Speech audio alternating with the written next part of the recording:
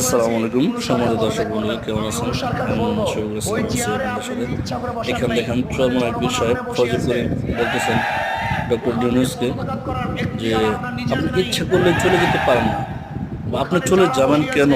কারণ এখানে একটা আস্থার জায়গা, জনগণ আপনাকে সিলেক্ট করে এখানে বসাইছে।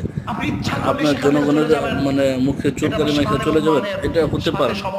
একজন লিডার কখনো এটা করতে পারে না। সে হাসতে হাসতে জীবন দিয়ে দেবে, কিন্তু তার যারা অনুসারী আছে তাদেরকে বিপদে ফেলে সে বিশ্বাসঘাতকতা করে পালিয়ে যেতে পারে না। এটা তো মির্জাফরের চরিত্র।